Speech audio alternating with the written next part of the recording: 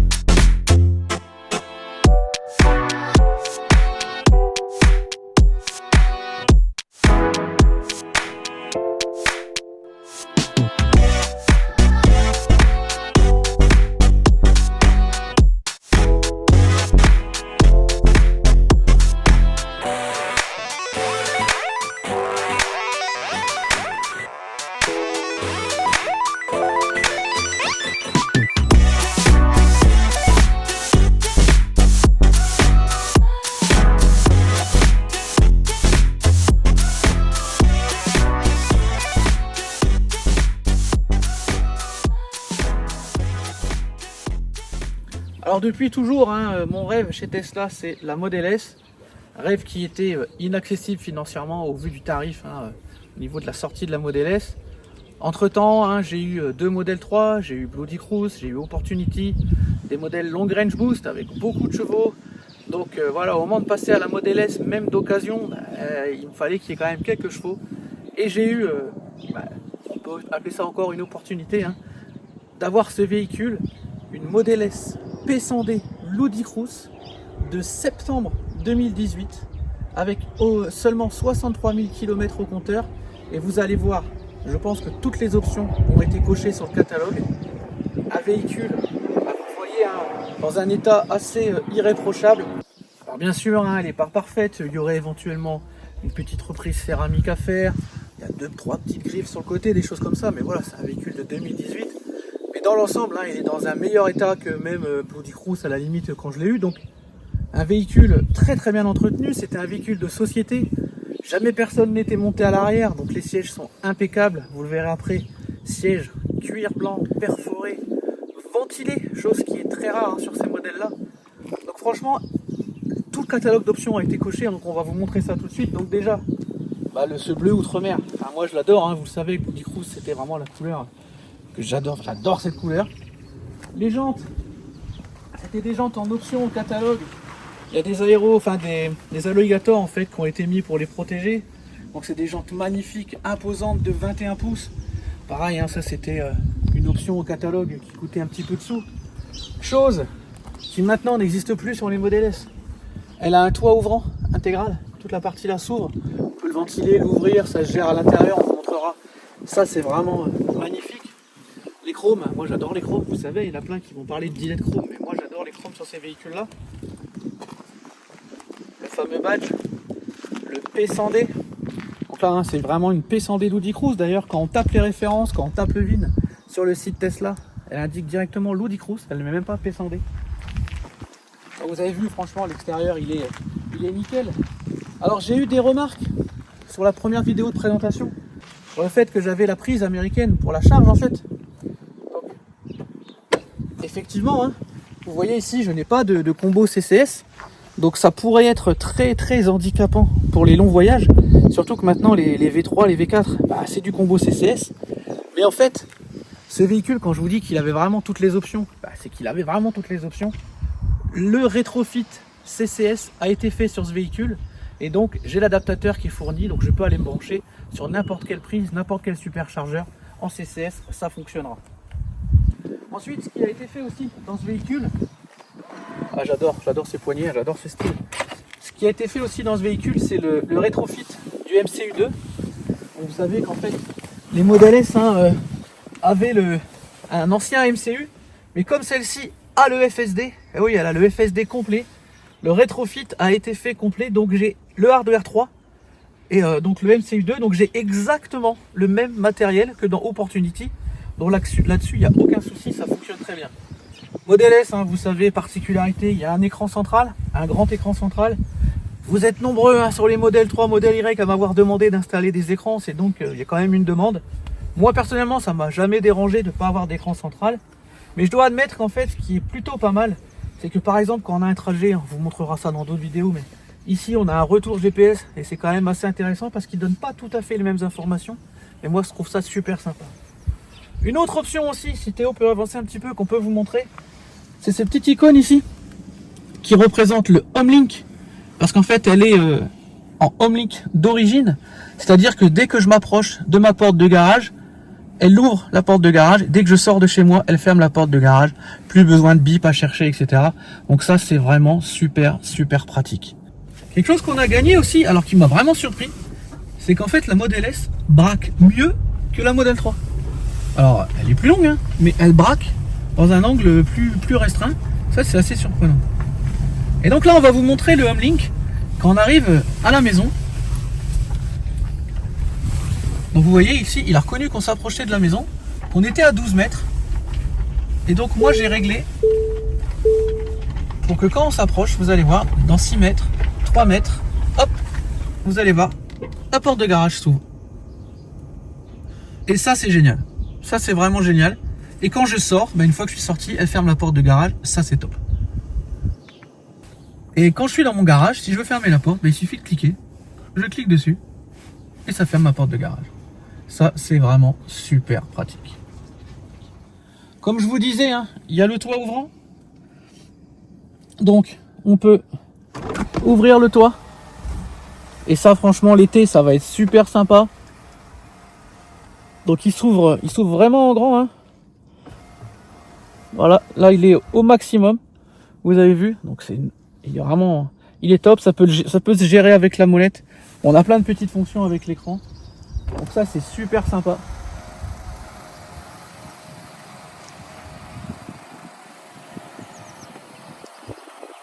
Hop, et voilà, ça se referme.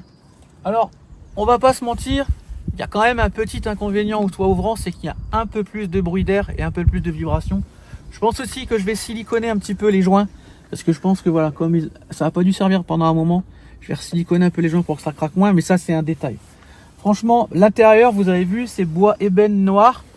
Vous me connaissez par cœur, vous savez que ça va pas rester longtemps comme ça. Mettez-moi en description si vous pensez, si vous avez une idée de comment je vais transformer ça, ça va être rapide. Je pense que vous allez vite trouver. Un grand volant sur la Model S, c'est peut-être ce que j'aime le moins, moi personnellement, dans la voiture. Je ne trouve pas...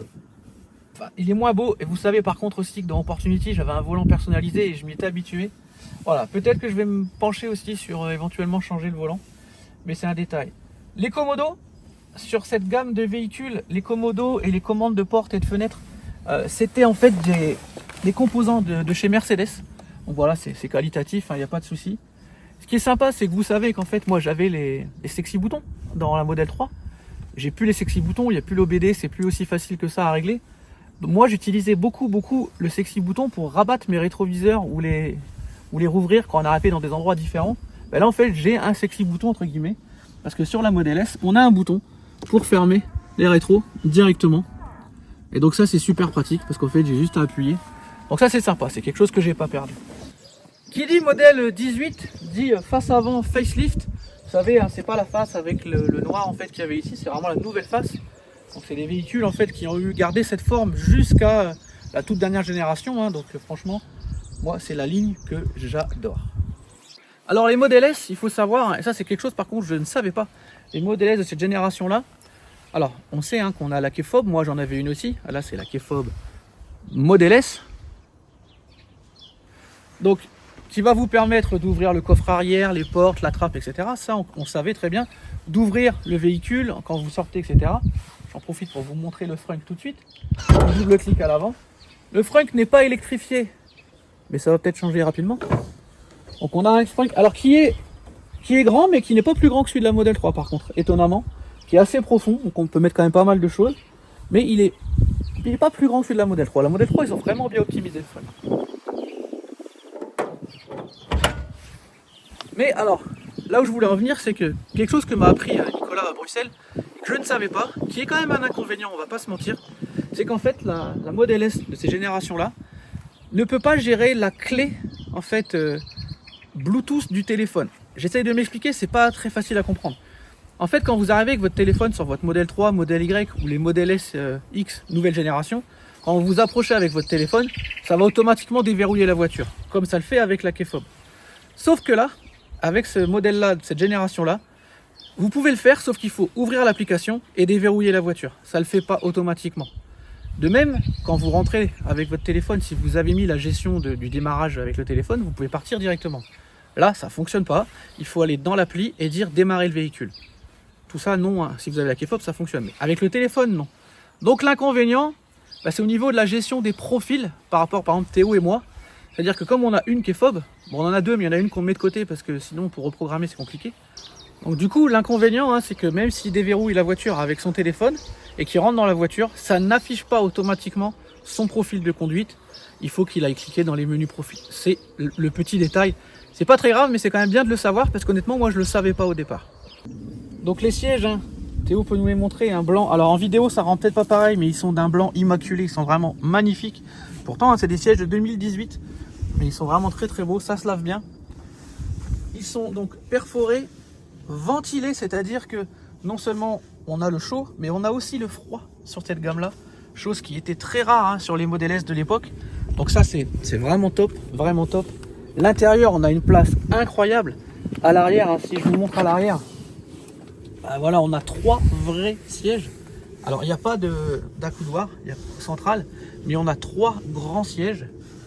Vous pouvez voir hein, pour les spécialistes que au niveau de la petite console là, on a les ports USB, ce qui prouve bien hein, qu'on a aussi la dernière génération de MCU, parce que les anciens n'avaient pas les ports USB. Petit défaut, ça j'avoue que c'est quelque chose assez étonnant, moi je trouve, hein. Beaucoup de monde en avait parlé à l'époque, j'avais pas bien compris, mais maintenant je comprends. Dans aucune des portes, que ce soit à l'arrière ou à l'avant, dans aucune des portes, on a des rangements en fait. Et c'est vrai que nous, on avait pris l'habitude, dans les rangements de la Model 3 qui étaient très grands, de glisser le portefeuille, les bouteilles d'eau, des choses comme ça. Voilà, c'est des choses qu'on n'aura pas. Les seuls rangements, c'est au niveau de la couloir centrale. Ça, c'est un petit défaut de la Model S quand même. Mais bon, on a tellement d'espace qu'on lui pardonne. Chose incroyable dans la Model S. Déjà, dans cette série, le coffre pardon, est électrique. Hyper silencieux. Ça, c'est super agréable. On peut rabattre la plage comme ça, ou même l'enlever complètement, et on a un coffre d'une dimension qui est diabolique. Si je vais dans le rangement à côté, je vais disparaître. Vous allez voir si je mets le bras. Là, c'est d'une profondeur, enfin, c'est incroyable. On a un sous-coffre. C'est même plus un sous-coffre, hein, c'est gigantesque. D'ailleurs, c'est relié hein, avec le petit vide-poche sur le côté, ce qui fait qu'on peut ranger des longues pièces dans le sous-coffre. Ça, c'est plutôt pas mal. Le véhicule venant de Belgique, je vais vous expliquer tout ça après. Alors c'est assez rigolo, mais c'est une caractéristique des véhicules belges. On a un extincteur, mine de rien, ça peut être pas mal quand même. Donc ça, c'est pas mal. Donc ils m'ont fourni tout, hein, les câbles, etc. Donc on a le fameux adaptateur combo qui va me permettre de me brancher sur les prises, mais dans l'endroit ça sera mieux, dans les prises CCS classiques. Et ça fonctionne vraiment très très bien. Inconvénient hein, de la Model S par rapport à la Model 3 long range, c'est la vitesse de charge qui est un peu plus faible que sur les Model 3 long range. On se retrouve avec une vitesse de charge comparable au Model 3 propulsion, voire avec des petits pics un peu plus hauts sur certains, parce que comme il y a eu la mise à jour CCS, ça monte un petit peu. Donc on aura peut-être des temps de charge un peu plus longs. Alors fatalement oui, parce que déjà j'ai une batterie de 100 kW. Comparé aux 75 que j'avais déjà sur ma Model 3, forcément ça sera plus long, et en plus on chargera un petit peu moins vite. Mais bon, c'est le compromis. En parlant de ça d'ailleurs, on va parler consommation. Alors c'est un petit peu trop tôt parce que la voiture, je l'ai pas très longtemps. Mais pour l'instant, je me retrouve avec à peu près les mêmes autonomies que sur ma Model 3. Vous allez dire, ouais, mais t'as une batterie qui est plus grosse. Bah oui, j'ai une batterie qui est plus grosse, effectivement. J'ai une voiture qui fait 2 tonnes 2. J'ai entre 760 et 780 chevaux, suivant les données, parce qu'ils sont jamais d'accord entre eux. Donc c'est quand même un monstre de puissance. Donc c'est normal qu'elle consomme plus. Mais au final, je me retrouve avec les mêmes autonomies. Donc ça ne me dérange pas. Et oui, c'est quand même un pur délire. On fera des vidéos dédiées là-dessus. Fermé bien sûr, parce que c'est complètement illégal, mais vous allez voir, en fait c'est un dragster. On m'a vendu une voiture et ils m'ont vendu un dragster. On en parlera plus tard. Voilà en gros pour le tour de la voiture. Maintenant on va peut-être un petit peu l'expliquer, on va se mettre à l'intérieur tranquillement, et on va un peu expliquer comment la genèse de ce projet, comment j'ai récupéré ce véhicule, comment ça s'est passé avec Nicolas Bruxelles, etc. On se retrouve à l'intérieur. Alors ce qu'il faut savoir en passant d'une Model 3 2019, je précise, hein, à une Model S 2018, c'est qu'en fait, étonnamment, moi je m'attendais pas à ça, mais on a un vrai gap de finition quand même. On voit quand même qu'on est sur un véhicule, alors qui était facturé à un tarif très prohibitif. Hein, la Model S, paradoxalement, était plus chère hein, en fait avant l'arrivée actuelle des Model S Plaid. Celle-là, avec toutes les options catalogue, elle a été à un prix, on va même pas en parler parce que c'est indécent. Mais on se retrouve en fait avec du cuir sur toute la planche de bord, avec une finition magnifique. On se retrouve avec des longerons sur les côtés en Alcantara, un ciel de toit complètement en Alcantara, tout du long là, tout ça c'est de l'Alcantara, les côtés, tout est en Alcantara, c'est vraiment magnifique, du cuir blanc, les sièges, on vous les a montrés, qui sont d'une qualité, mais franchement, j'adore ces sièges. Faut savoir que c'est les nouveaux sièges en fait, ils avaient été changés, hein. Il y a eu une série qui était pas terrible les sièges, ceux-là ils sont vraiment super confort. C'est une performance, hein, donc les sièges, vous les voyez, hein, c'est des semi-baquets. On est vraiment très bien tenu dedans. Quelque chose, alors je vais vous avouer qu'au départ j'étais un peu ridicule. Parce que là j'ai un appuie-tête en fait. Et j'ai essayé de le baisser, j'arrivais pas à régler l'appui-tête. Et je me dis mais je suis bébête, comment ça marche l'appui-tête? Et bien le réglage de l'appui-tête est un réglage électrique qui fonctionne avec le système en fait, le même petit bouton que les lombaires. Et en fait quand on clique sur le bouton des lombaires, ça nous offre une option ici. Et on peut choisir que soit ce bouton active les appuis-tête, soit les lombaires en fait. Et ça, bah, au départ, je n'avais pas trouvé. Hein. C'est Théo, bien sûr, qui a, comme d'habitude, qui nous a retrouvé ça. Et donc, on peut régler les appuis-tête. Autre chose que je récupère par rapport à la Model 3, alors je répète, hein, de ma génération, il faut aussi comparer ce qui est comparable. Hein. Moi, j'ai fait une bascule d'un modèle 2019 Model 3 à un modèle 2018 S. Et vous allez voir qu'en fait, j'ai gagné pas mal de choses. Aussi parce que ce véhicule avait toutes les options, et notamment le fameux pack hiver de l'époque, qui amenait donc le volant chauffant, que je n'avais pas, moi, dans ma Model 3. Ça, je ne l'avais pas. Il amène aussi les essuie-glaces chauffants et les buses dégivrantes, ce qui fait que même l'hiver, on ne va pas être embêté. Ça, c'est quelque chose qui n'existait pas dans la mienne. Et comme je vous disais, chose, moi, je ne savais même pas, et pour le coup, Théo non plus, que ça existait dans ces gammes de Model S, c'est que nos sièges avant sont ventilés et chauffants. Ils font les deux, en fait. Et donc ça, c'est assez incroyable. Donc bien sûr, les 5 sièges sont chauffants, mais les sièges avant sont ventilés. Et c'est quelque chose qui avait été annoncé comme une nouveauté dans les nouvelles Model S. Et bien en fait, moi, dans mon véhicule, je l'ai. Et ça, c'est franchement super sympa. Je vous ai dit, au niveau des rangements, on a un petit rangement ici en dessous, un petit vide-poche. On a un énorme vide-poche. Là, celui-là, il est énorme, avec des compartiments qu'on peut placer séparément pour ranger des bouteilles. On a un autre vide-poche ici, dans lequel moi j'ai mis mon Sentinelle. Mais c'est tout en fait. Ce sont les seuls rangements qu'il y a. Et il y a bien sûr la boîte à gants qui a un bouton direct. Hein. Donc la boîte à gants qui est assez grande. Hein. On peut mettre pas mal de choses, ça c'est pas mal. Avec du velours à l'intérieur. Tout est en velours. Hein. Vous regardez même les intérieurs de portes, etc. Enfin, la finition, elle est vraiment super sympa. On est monté d'une gamme. Et bien sûr, bah, la chose qui frappe tout de suite quand on rentre dans une Model S de cette génération, bah, c'est l'écran. Hein, quand on se place, on a un écran alors en position verticale qui peut paraître un inconvénient, mais dans ces cas-là, uniquement pour les vidéos. Parce que franchement, pour tout le reste, c'est super pratique. Moi, honnêtement, bah, j'adore en fait ce format d'écran parce que déjà, il tombe bien sous la main plutôt qu'un grand écran ici, je trouve. Et ça permet par exemple d'avoir la map en très grand. Mais si vous mettez de la musique, bah, vous pouvez en fait mettre plus ou moins haut. Vous avez plusieurs niveaux de placement. Et ça vous fait quand même encore une grande carte. Les retours GPS sur l'écran. La vitesse qui s'affiche ici. Franchement, j'adore cet écran. Et on va pas se mentir, il fait toujours un effet waouh quand les gens montent à l'intérieur. C'est quand même impressionnant. On a du cuir avec des surpiqûres. Franchement, la finition, elle est incroyable. Là, donc c'est du vrai bois ébène. Hein. Bon, moi, c'est pas mon goût, vous savez, le bois, mais pour ceux qui aiment, la qualité, elle est vraiment incroyable. J'ai oublié de montrer aussi qu'ici, on a des accoudoirs qui sont mobiles, qui permettent de récupérer encore des porte-gobelets. On voit bien que c'est une voiture américaine. Ils adorent les gobelets. D'ailleurs, à l'arrière, on a, quand on clique dessus, hop, on a 2 petits porte-gobelets qui sortent. Donc ça, c'est quand même super pratique. Alors voilà, l'habitabilité, l'espace à vivre à l'intérieur de la voiture, il est extraordinaire. Avec les sièges blancs, le toit vitré, on a une visibilité dans la voiture vraiment assez impressionnante. Par contre, j'ai pas les vitres teintées sur celle-là. Je pense que je vais le faire pour l'arrière. Ne serait-ce que pour l'intimité des passagers, moi j'aime beaucoup. Alors, la caractéristique de la Model S, c'est l'écran vertical, mais c'est aussi le fait d'avoir un écran placé derrière le volant. Vous avez vu, il est vraiment bien conçu parce que on voit vraiment tout. Il est très grand, très lisible, super luminosité. Et ce qui est bien, c'est qu'il est paramétrable. On peut paramétrer les informations sur la gauche et les informations sur la droite. Donc déjà, on a plusieurs façons de le faire.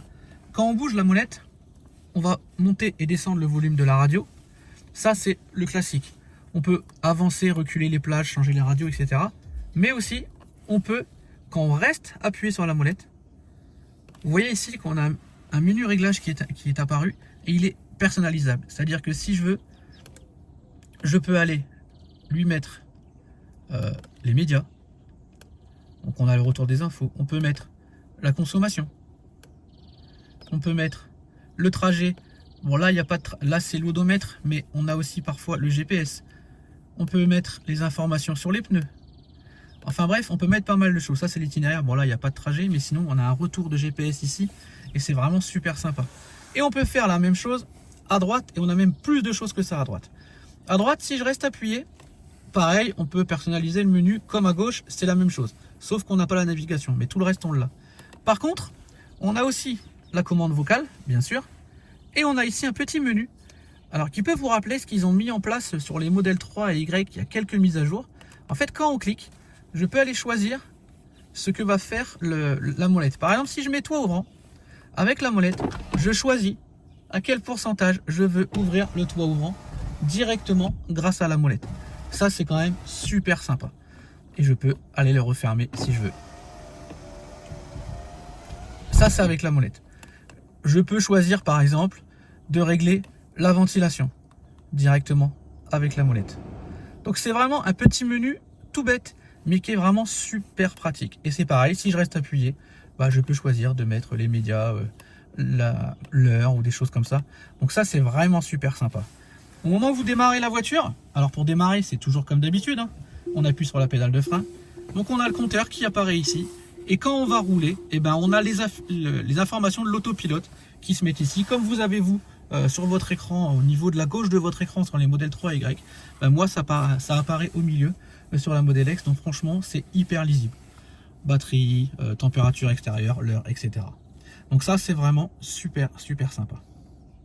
Donc ensuite, en ce qui concerne l'écran principal au niveau de la gestion, bah, c'est peu ou prou la même chose que sur vos modèles 3, modèle Y, sauf que vous avez vu, bah, moi j'ai tout d'un coup, j'ai pas besoin de faire défiler, il y a tout qui est affiché directement. On voit que ça a vraiment été conçu à la base, je pense, ces pages ont été conçues pour la disposition sur les modèles S, parce qu'on voit que tout rentre parfaitement.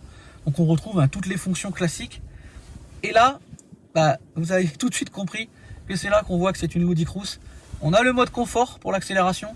Le mode confort qui correspond au mode confort d'à peu près toutes les Tesla. C'est à peu près la même façon, la même puissance. On a le mode sport. Enfin, ceci dit, moi j'ai l'impression qu'il est quand même plus puissant que sur un modèle 3. Mais bon, vous me connaissez, je roule jamais en confort de toute façon. Le mode sport qui correspond, d'après les standards Tesla, en fait, à ce que moi j'avais sur ma modèle 3 Long Range Boost. Donc sur une voiture de 2 tonnes 2, déjà, ça envoie pas mal. Mais après, on passe dans une autre dimension. Quand on est en Ludicrous, là, franchement, bah, Ludicrous, vous savez, hein, ça veut dire ridicule. Bah, honnêtement, c'est vraiment ridicule. La puissance, la poussée, elle est incroyable. Et après, on a la 4e dimension, qui est le mode Ludicrous Plus. Là, on vous précise. D'ailleurs, bah, attention, hein, parce que ça va envoyer du pâté. Donc, la puissance max. Et là, on a un autre menu qui vient d'apparaître. On voit qu'il va chauffer la batterie pour ce mode-là, parce qu'il a besoin de toute la puissance. Et on a un launch control qui vient d'apparaître. Et oui, on a un mode départ arrêté. Quand je vous dis que sa voiture, c'est un dragster, c'est un vrai dragster. Donc en fait, il faut appuyer sur la pédale de frein à fond, l'accélérateur à fond. Et une fois que la voiture vous dit que c'est prêt, vous lâchez la pédale de frein. Et là, vous êtes satellisé intégralement. C'est bluffant. On vous fera des vidéos, notamment pendant le Cars and Share, où on est sur route fermée, donc c'est tout à fait légal, vous verrez. C'est impressionnant. D'ailleurs, on n'a pas parlé des performances, hein. On en parlera après, mais c'est aberrant. Et il y a un mode caché. En fait, et c'est un mode caché qui m'a surpris parce que il y a vraiment des réactions différentes de la voiture. Quand vous restez appuyé longtemps sur le mode Ludicrous Plus, l'écran devient noir. Et d'un seul coup, vous allez voir, voilà, le fameux Warp Zone là. Et là, voulez-vous vraiment repousser les limites? Et là, bon, il explique que le launch control, faut pas le faire tout le temps, hein, parce que la voiture, elle prend cher quand même. Non, je veux un maman. Oui, envoie la sauce. Et si on lui dit oui, on voit qu'on a un nouveau menu qui apparaît ici. On a gagné un temps de charge. Et on vous montrera dans d'autres vidéos, quand la batterie sera prête. Ici, je vous le mets en incrustation, hein, j'ai une image, je vous le mets en incrustation. On a en fait les infos de puissance moteur, d'accélération, etc. Et là, on est... Alors, je vais l'enlever parce que ça sert à rien que je fasse chauffer la batterie pour rien. Là, on est dans un mode hallucinant. Les premiers modes dont je vous parlais, quand vous accélérez à fond, vous avez l'impression que la voiture se cabre. D'ailleurs, vous sentez dans la direction que c'est délesté quand même, tellement ça accélère. Bah, vous avez l'impression vraiment d'être délesté, un dragster. Par contre, quand vous êtes dans le dernier mode Ludicrous, dites-moi, les possesseurs de Model S, si vous avez la même impression que moi, mais j'en suis à 100% sûr, on l'a essayé avec Théo, avec d'autres personnes, et on a tous eu la même impression. Le dernier mode Ludicrous Plus, là, avec le Warp, là, en fait, j'ai l'impression qu'elle gère mieux l'avant, et du coup, la voiture est plus efficiente, elle part, elle se cadre pas, c'est une véritable fusée. Et c'est là où on obtient les fameuses... Alors, Tesla annonce 2 secondes 6 pour le 0 à 100. Mais dans ce mode-là, on a eu régulièrement des vidéos sur le net de 400 mètres départ arrêté, où parfois les véhicules étaient même en dessous des 2 secondes 6, 2 secondes 5, 2 secondes 4 parfois, avec une batterie et des bons pneus, etc. Donc, c'est hallucinant. Malgré tout, l'effet ressenti, c'est étonnant, il est un poil moins impressionnant, parce qu'en fait, la voiture part tellement bien, tellement droite, on la sent qui se cabre, etc. Alors, il n'y a pas le mode guépard comme dans les Ravenne, où vous savez, elle bondissait la Ravenne. Là, en fait, elle vient juste se placer pour partir, mais c'est hyper efficient. Et par contre, dans l'autre mode, on a l'impression qu'on va s'envoler, et franchement, c'est assez impressionnant. Mais cette voiture, c'est juste un monstre. Alors attention, hein, quand on est en Audi Cruise Plus, etc., vous faites pas 500 km. La batterie, elle fond comme neige au soleil. Ça demande une telle puissance, c'est juste hallucinant. Un autre monde. Et c'est là aussi l'intérêt d'avoir une P100D, c'est-à-dire que le freinage, il est impressionnant aussi.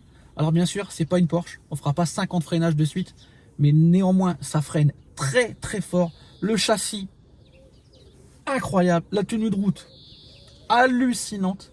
Pour un véhicule de ce gabarit, c'est un truc de fou. Alors je sais pas si j'aurai quand même le courage de l'amener en track day, cette voiture, parce que c'est quand même un budget conséquent, c'est quand même lourd. Mais franchement, je pense que celle-là, sur circuit, elle peut être assez impressionnante. Alors, au niveau, direction assistée, ça c'est assez classique. Ces véhicules-là permettent, comme dans la mienne, de gérer le frein régénératif. Dans les nouvelles Model 3, Model Y, on a plus ce réglage-là. On a un mode rampage, mais par contre, on n'a pas le mode serrage. Et ça, c'est quelque chose, là, je vous avoue, qui est un petit peu dommage. Et je comprends pas trop pourquoi ça y est pas, en fait. Dites-moi en commentaire, peut-être que c'est un problème, je sais pas, par rapport aux moteurs qui sont différents, j'en sais rien. Sur cette version, pourtant elle est à jour, etc., il n'y a pas le mode serrage. C'est-à-dire que elle va ralentir, mais jusqu'à 5-6 km/h, mais elle ne va pas jusqu'à l'arrêt complet. Et ça, je vous avoue que la première fois, j'étais un peu surpris, parce que moi, j'étais habitué, je ne conduis que comme ça. Alors, on reprend très vite le coup, quand la voiture s'arrête, juste un tout petit appui sur le frein et ça met le hold. Mais néanmoins, il faut savoir que dans ce véhicule-là, il n'y a pas le mode serrage. Ensuite, quelque chose qu'on va vous montrer en vidéo qui est bluffant, c'est ça. Suspension Smart Air, suspension pneumatique, qui permet de régler la hauteur du châssis pour, sur l'autoroute, consommer un peu moins, sur les routes un peu chaotiques, remonter, sur les dos d'âne, etc., ou des moments où vous sentez que vous allez toucher, vous allez pouvoir monter la voiture. Il y a quand même 4 cm d'écart. 4 cm, ça paraît peut-être pas grand-chose, mais c'est énorme. 4 cm de débattement pour une voiture, c'est hallucinant. On peut régler automatiquement la vitesse à laquelle va s'abaisser. Si on clique dessus, on peut lui dire je veux qu'à partir de 115 km/h, tu abaisses la voiture. Tu abaisses la voiture automatiquement en position basse. Donc ça, c'est vraiment super sympa. Je vais le mettre un peu plus haut parce que 115, c'est quand même léger. Donc ça, c'est top. Autre chose qui est top, par exemple, si je lui dis à cet endroit-là, moi, je veux que tu surélèves la voiture parce que je sais que chez moi, le garage, il est un peu raide, etc. Je lui dis, tu te mets en position très haute. Et là, il y a la possibilité de rehausser à cet emplacement tout le temps. Ça va garder en mémoire. C'est au niveau géographique, c'est que c'est gardé. Donc ça, c'est super sympa. Ce qui fait qu'à chaque fois que je vais revenir, la voiture va se rehausser à 16 cm à cet endroit-là. Donc ça, c'est super sympa. Tout le reste des menus, je ne vais pas spécialement vous le détailler parce que c'est la même chose que dans vos véhicules. Il y a juste une petite différence. C'est au niveau du mode Sentinelle. Alors, je vous explique. Le menu ici paraît être le même. Donc, vous avez...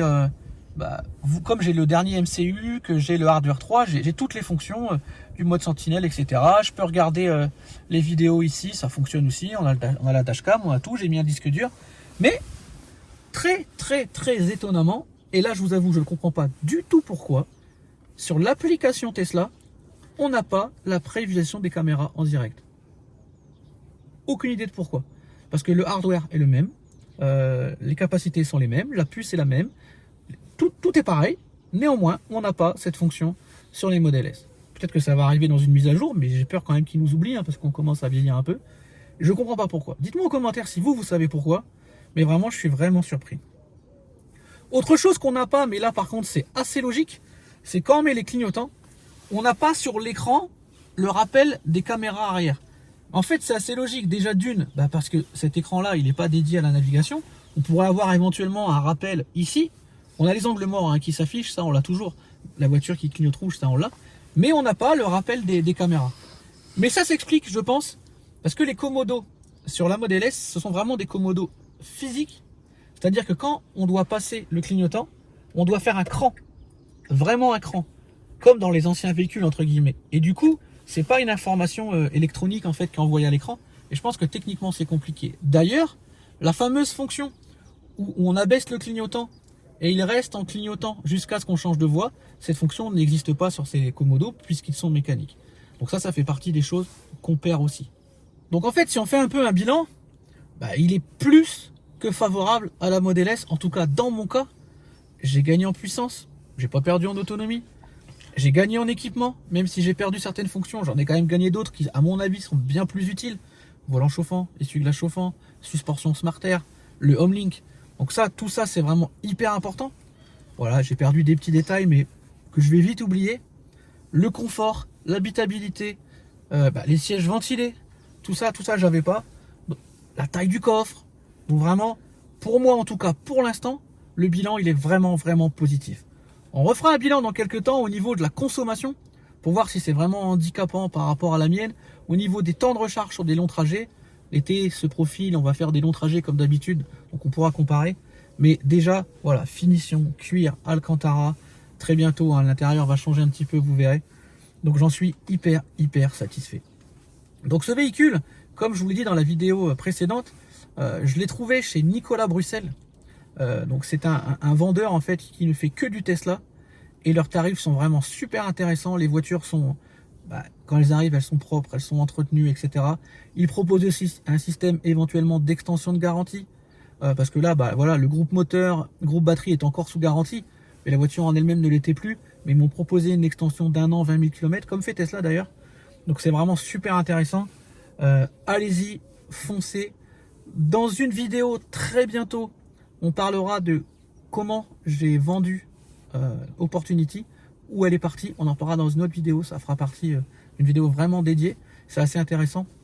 Et dans cette vidéo, je vous expliquerai aussi comment j'ai fait pour faire venir la voiture parce qu'elle est belge. Donc il y a quelques petites démarches administratives à faire. On en parlera dans cette vidéo-là.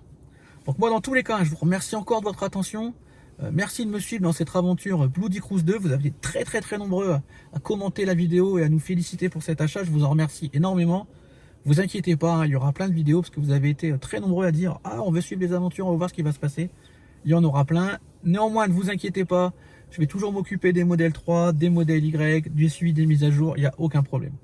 Donc moi, je vous dis à tous à très bientôt pour d'autres vidéos et d'autres tutos sur la chaîne Nicolas Tesla. Bye bye.